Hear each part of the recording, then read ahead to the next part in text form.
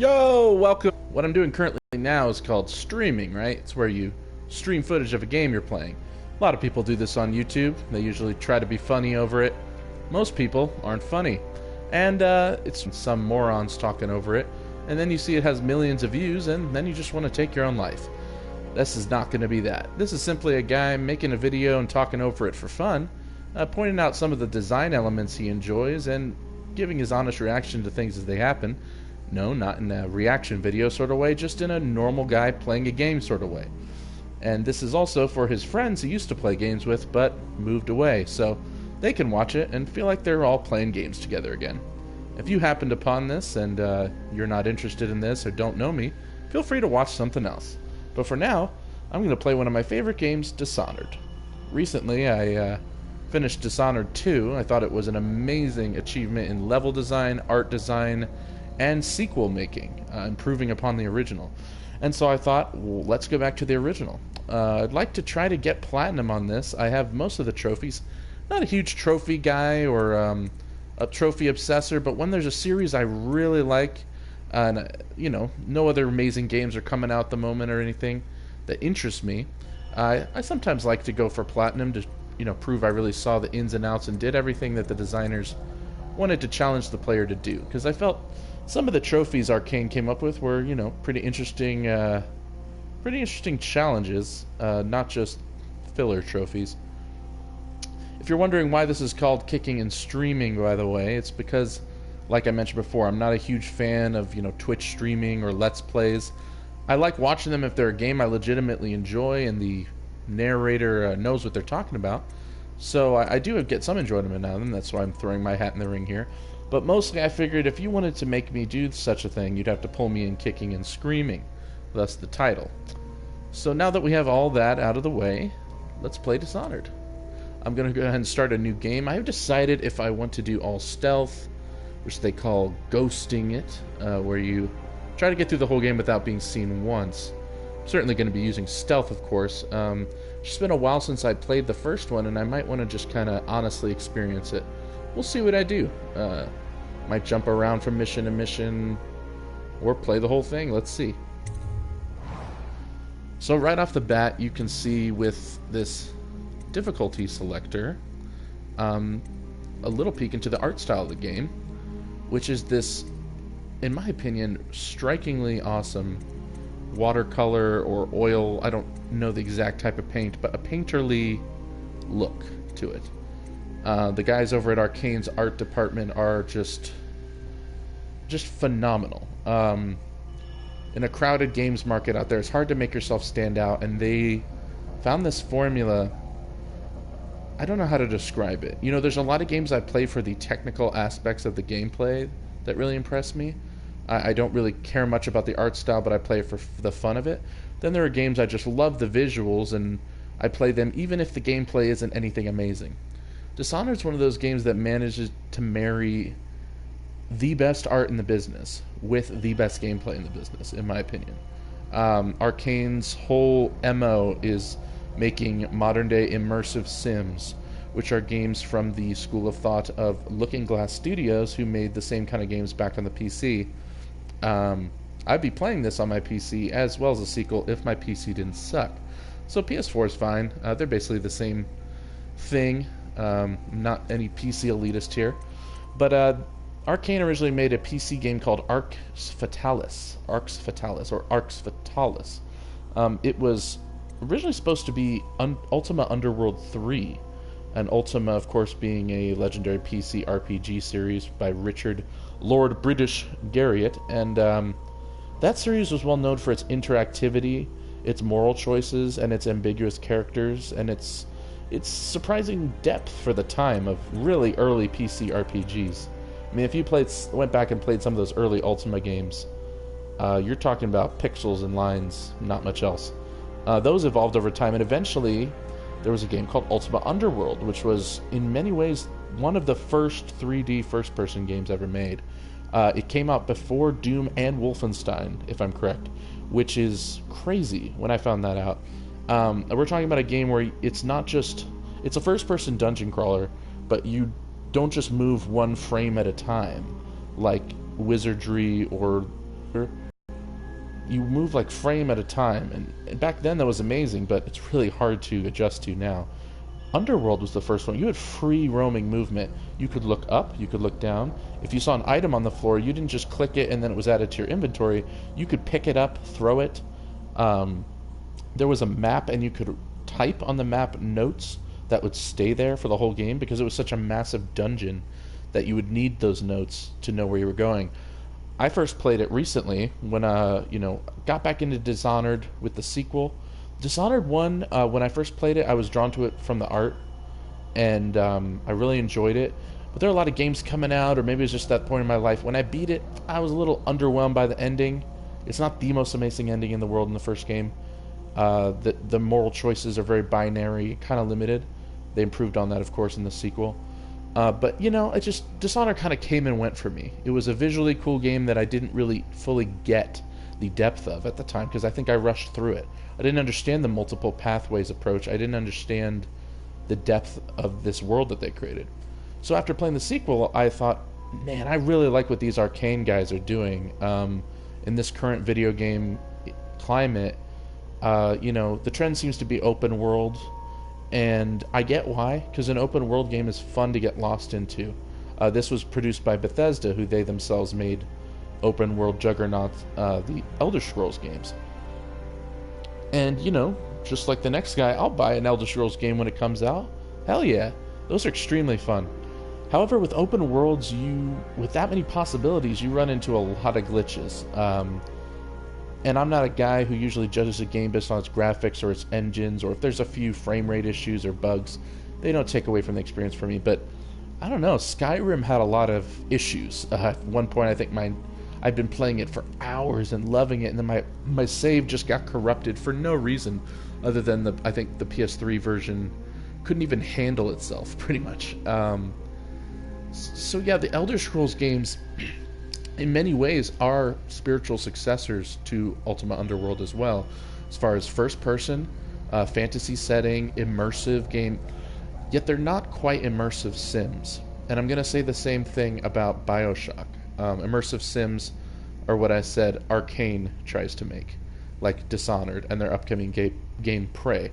Like I said, these are from the school of thought that Looking Glass Studios, which used to be Blue Sky Games, when they made Ultima Underworld. They made Ultima Underworld, then they made System Shock, they made the Thief games.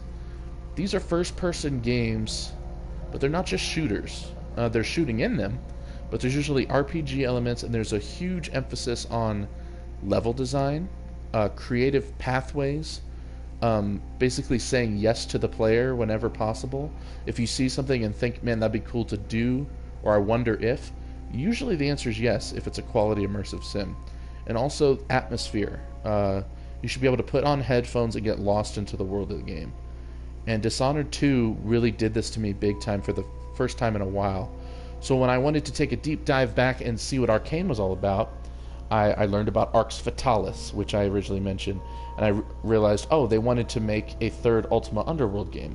So I tried out Ultima Underworld. I explained to you what that was all about.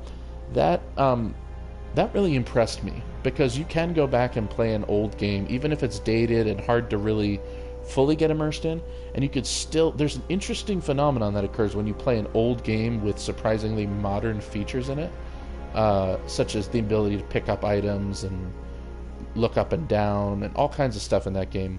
It's an interesting phenomenon that occurs, because you still feel like you're playing an old game, but you're just impressed. It's this just pure being impressed, going, wow, this was way ahead of its time. And so I understand the love for that game. I know Harvey Smith, co-creative director at Arcane and lead director on Dishonored 2, that's his favorite game of all time, he said, and I get why. And funny enough, Harvey Smith was not at Arcane when they made Arx Fatalis, which was a spiritual successor to Ultima Underworld, to the point of where, like I said, it was originally going to be an Ultima Underworld game, but they couldn't get the rights or something. I'd like to describe Arcane as sort of like the Rare of immersive sims. And when I say Rare, I'm referring to Rareware, who I'm sure you're familiar with, makers of Banjo-Kazooie, Donkey Kong Country, GoldenEye. What they did back in the days of the N64 is they tended to never reinvent the wheel, but to make the best wheels on the market, and do it in a way that they were never called out for plagiarism. Super Mario 64, or go farther back. Super Mario World comes out. Donkey Kong Country, a better looking, more fun to play, in my opinion, and more lively and energetic Super Mario World. Mario 64 comes out. They come out with Banjo-Kazooie, perfects the 3D platformer formula that Nintendo already made. Let's see. They did it kind of to themselves, actually. They came out with GoldenEye. They themselves revolutionized multiplayer couch co-op and head-to-head first-person shooters on consoles. Then they perfected that with Perfect Dark. So, in a way, what I'm trying to say is Arcane took Ultima Underworld, perfected it with Arx Fatalis. They made such a cool... Arx Fatalis 2 is a little dated now if you play it, but it only came out in the early 2000s, so it's still very playable. And I haven't beaten it yet, but I've really enjoyed what I've played of it. Maybe I'll stream that if I can figure out how to get PC streaming working. But Arx Fatalis is a better version of Ultima Underworld. They went on to make Dark Messiah of Might and Magic, which I have not played yet and cannot vouch for at all, but have heard good things about. I remember seeing videos of that and images either in game magazines or game reviews, shows and stuff at the time in the early 2000s. I remember it being first person, kind of like the Elder Scrolls, but I remember it being kind of one of the first ones that apparently really did some good like sword combat and physics and stuff in a first person realm. I remember seeing a lot of sword combat and like ropes being cut and physics and bows and arrows, and so that one seemed more actiony. That one seems fun as well. But then here comes Dishonored. They take the thief idea, which is you're sneaking and you're stealing in a medieval-ish, steampunk-ish, retro future, neo-Victorian setting, and they improve upon that. Now, I have seen a lot of people saying, Dishonored ain't Thief. Thief is true stealth. Dishonored's just Thief with superpowers. You're so overpowered, so OP in Dishonored. Oh my god. I mean, in Thief you couldn't see through walls and cause hurricanes and cause rats to come out of the ground. Dishonored is baby dumb shit version of Thief. Okay, first off, I haven't beaten any of the Thief games yet. I'm still kind of like educating myself on the whole immersive synth thing. But Thief is awesome. But you can take elements from Thief and put it in a game that's different. Dishonored is different. It does dumb down certain things but that's not a bad thing. Sometimes that's necessary. For instance, there's no inventory in this game. If you see a health item, you're not going to open up a backpack and see all the loaves of bread you've gotten over the entire game. If you find a health item, you eat it, it gives you health right then. Meaning, if you're low on health, you need to then strategize, sneak, or get away from the bad situation you're in, go find some bread somewhere, or a health elixir. So that's just what they chose to go with this game. So the inventory system's dumbed down, and the powers are overpowered. You don't have to use the powers. There are playthroughs people did on the first game just using Blink, or not using Blink even. And in Dishonored 2, they even give you the option not to get the powers, so you can play it straight up like Thief if you're one of those elitists. The point is, this game also doesn't just borrow from Thief, it borrows from the aforementioned Bioshock. I remember when I've shown some people this game, they think it kind of just looks like a Victorian Bioshock. Okay, I get it. It's a first-person game. You get powers kind of like plasmids. You see a glowy hand shooting out stuff, and it has environmental storytelling with lots of Art Deco-ish, posters everywhere. The designers themselves would be the first to admit they were inspired by that. In fact, Arcane worked on the art and visual side of Bioshock 2, which at the time I thought was the best Bioshock. Maybe I'm crazy. Maybe now it's just a bias, now that I love Arcane, but I remember thinking this is way better than the first one. The first one had a dumb, abrupt, pseudo-intellectual ending where the entire Atlas Shrugged metaphor ended in you literally fighting a giant muscle-bound Atlas, and then ending more abruptly than Donkey Kong Land on Game Boy. I thought Bioshock 2 had a really cool spin on it. You were one of the big daddies. I don't remember everything about it, but I remember the big sisters, the main female antagonist, the art direction being great. Now, those Bioshock games, those are ultra popular.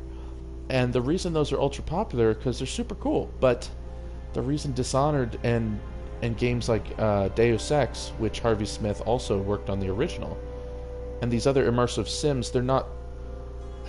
I don't know. I'm not going to be an elitist here like the Thief people are, but immersive sims are in a way first-person thinkers, whereas the other games are first-person shooters.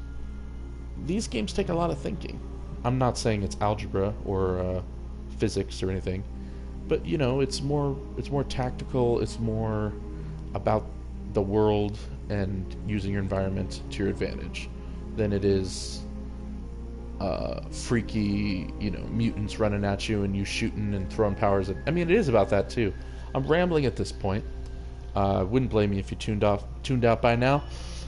So basically, I just wanted to give a little bit of my background with how I, just recently kind of discovered the whole immersive sim genre, and I guess I recently discovered the name. I'd loved all these games already. I mean, Dishonored, I got, like I said, when it came out, didn't fully click with me, then revisited it, and just utterly fell in love with it. I highly recommend the Dunwall Archives book with all the collected art and in-game manuscripts, as well as the Dishonored 2 art book, if you like the art style in this game and the world that they created, because there are so many people out there that I'm seeing reviews from or comments on YouTube that, it didn't run well in the PC version, Dishonored 2, or maybe the stealth system wasn't up to their standards as high with, like, a very pro stealth game players, or didn't fit exactly what they were looking for. So they wrote Dishonored 2 off as a lazy sequel. Lazy sequel, okay. That's basically like going into an art museum, not seeing anything you like in the whole museum.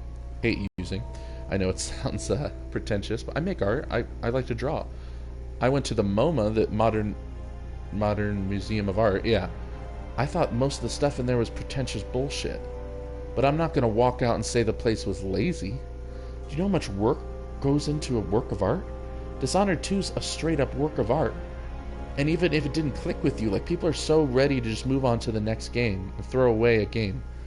And myself, I'm criticizing, Bioshock. It didn't have an ending I liked, or the philosophy in it was a little, like, too on the nose. I'm still willing to admit that the art in that game is amazing. Dishonored, especially, the art just, something about it clicks with me. I mean, not just something about it. I could explain what it is that clicks with me, but this is a playthrough series, not a art ramble series. So I will point out certain things that I like design-wise as I go.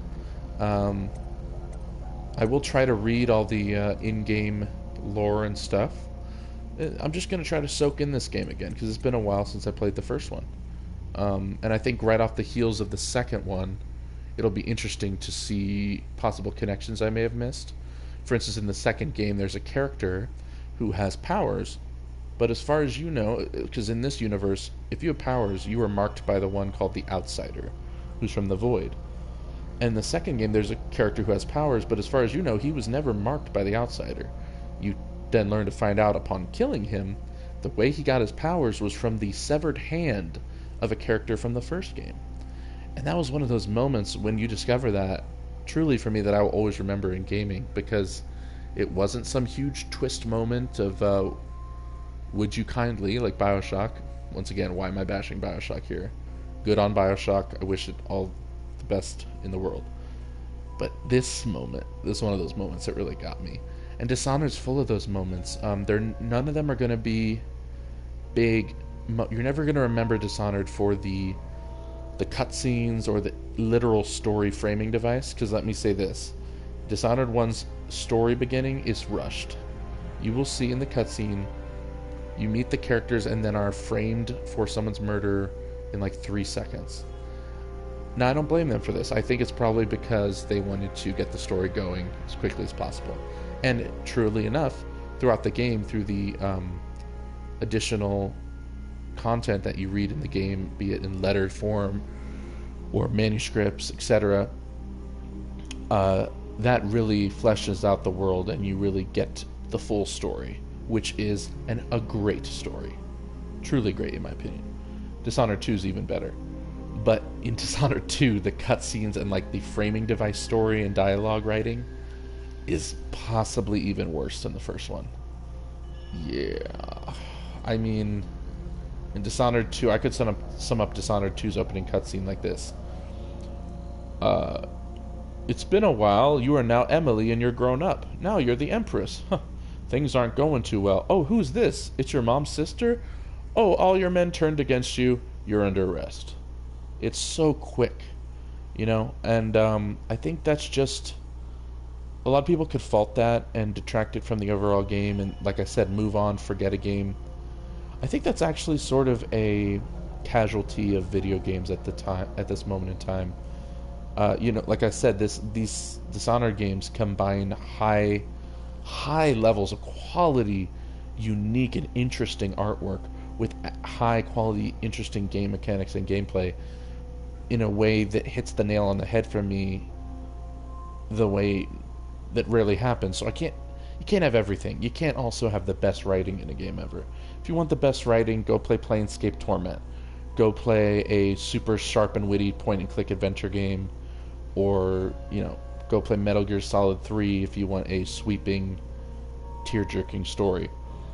Dishonored, I just think Arcane needs to work on their cutscene dialogue and their overall framings. When I say framing, I mean like it's probably the wrong word. Their exposition scenes. Their scenes that set up the whole game are really weak. And for me, if it were a movie, given that a movie is not interactive and a movie is simply just the visuals and the story and the music, there's less leeway there for a movie. I take a lot of points off more from a movie if the story has huge holes or lazy. There we go, me saying lazy when I didn't like people saying lazy. But anyone that says Dishonored 2 is a lazy sequel is right if they're talking about the story, the way it's presented. If they're talking about anything else, they haven't played the game. It's like near objective fact at that point that is not a lazy sequel. No, Dishonored 1 was a hit and everything, but it wasn't flying off shelves. It wasn't the new Call of Duty. I don't think anyone had a gun to Harvey Smith's head. In fact, the team split up. Arcane went on to work on Prey, which is a spiritual successor to System Shock, which is coming out, which looks very interesting. And Harvey stayed, or no, not stayed, but he went to Lyon in France and worked on this, the sequel to this. And in all interviews, they claim it's because there was more to the Empire of the Isles they wanted to explore and tell. And, you know, why not? I don't see that as... It wasn't some cash grab. But anyway, I swear, this first part of this series is going to be the only one where I just ramble over a menu screen. Alright, in fact, let me separate this one from the rest of the series, so if anyone ever's rewatching this or happens upon this, they can skip all this blah blah blah. So this is the end of part 1 of Kicking and Streaming. Spuzzwick. I don't know if I said that at the beginning. Who really cares, though? My name's Nick. I go by Spuzzwick. There's other places online you can find me, but if you're just my friend watching this, then you already know that. So anyway, Dishonored's great, and this is going to be fun, so see you next time.